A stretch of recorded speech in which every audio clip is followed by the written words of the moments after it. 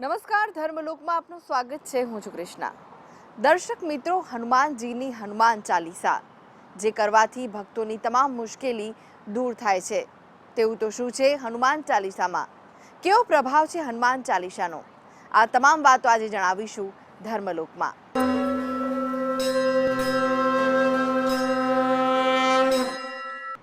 40 લાઈનમાં સમાયેલી છે દરેક ભક્તની મુશ્કેલીનું નિવારણ. 40 લાઈનો કરવાથી પ્રાપ્ત થાય છે હનુમાનજીની કૃપા. 40 લાઈનનું ખૂબ જ મહત્વ છે, કારણ કે હનુમાન ચાલીસા કરવાથી દરેક ભક્તની મનોકામના પૂર્ણ થાય છે. હનુમાનજીની કૃપા તેના પર બનેલી રહે છે. ત્યારે ચાલો જાણીએ હનુમાન ચાલીસાનું મહત્વ.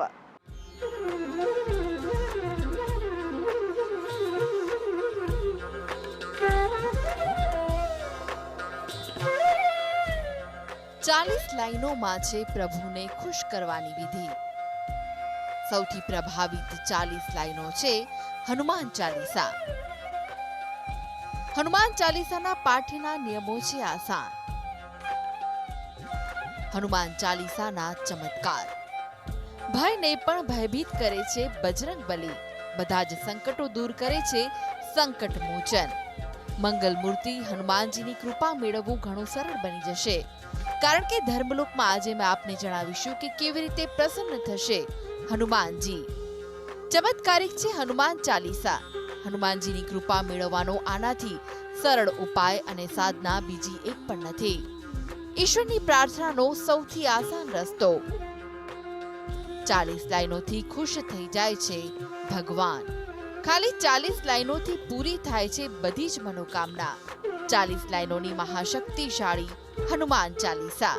ઈશ્વરની આરાધના ઘણી બધી રીતે કરવામાં આવે છે, પણ મનુષ્યને હંમેશા એવું જ લાગે છે કે ઈશ્વરની આરાધના માટે કડક નિયમોનું પાલન કરવું જરૂરી છે, અને સાથે જ એવું પણ માને છે કે જો આમ કરવામાં નહીં આવે તો ભગવાન નારાજ થઈ જશે. માણસો વિચારે છે કે જો કડક નિયમોનું પાલન નહીં કરવામાં આવે તો ભગવાન તેમની પ્રાર્થના નહીં સાંભળે. પણ હવે તમારા દિમાગમાંથી બધી જ વાતો નીકાળી દો. આ ધરતી પર આ વાતોનો મતલબ હોતો હશે, પણ ભગવાનના દરબારમાં આ બધી વાતોનો કોઈ જ મતલબ નથી.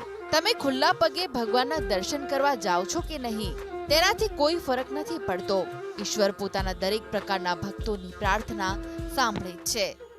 શરત ખાલી એટલી જ છે કે ખરા દિલથી શ્રદ્ધાપૂર્વક તેમની પૂજા આરાધના કરવામાં આવે.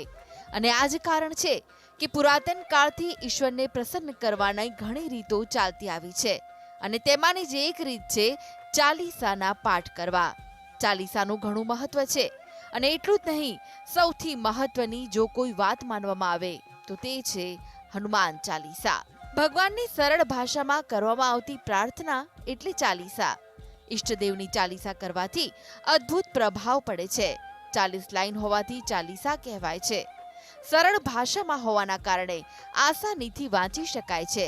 ઈશ્વરને ખુશ કરવાનો આ પ્રકાર ઘણો લોકપ્રિય છે.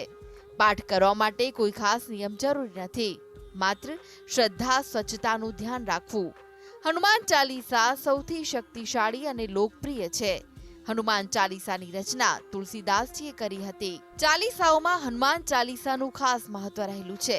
એવું માનવામાં આવે છે કે હનુમાન ચાલીસા બધી જ ચાલીસાઓમાં સૌથી શક્તિશાળી અને સ્ફટિક છે.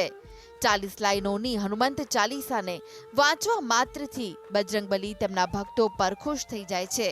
ત્યારે ચાલો જાણીએ શું છે હનુમાન ચાલીસાનો મહિમા. હનુમાન ચાલીસા દુનિયાની સૌથી સરળ અને શક્તિશાળી સ્તુતિ છે.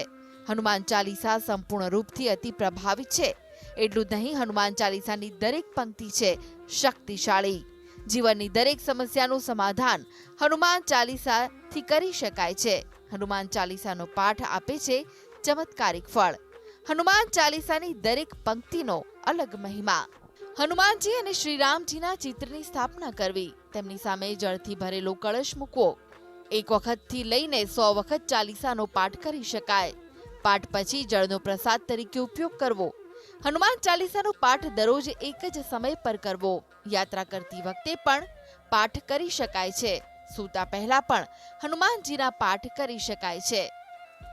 જ્યારે વિશ્વાસથી ભરેલો મનુષ્ય બુરાઈ સામે ઊભો રહે છે, ત્યારે તેની મદદ માટે ભગવાન તેની સાથે જ ઊભા રહે છે. હનુમાન ચાલીસાનું પઠન મનુષ્યોમાં આવો જ વિશ્વાસ ભરી દે છે. Dharmalok desk, GSTV.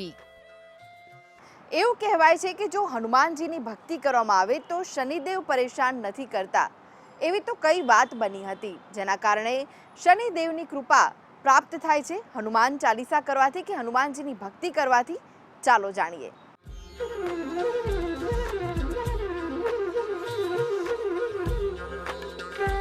શું તમે શનિની ક્રૂર દ્રષ્ટિથી પીડાવ છો? શું ચાલી રહી છે શનિની પનોતી?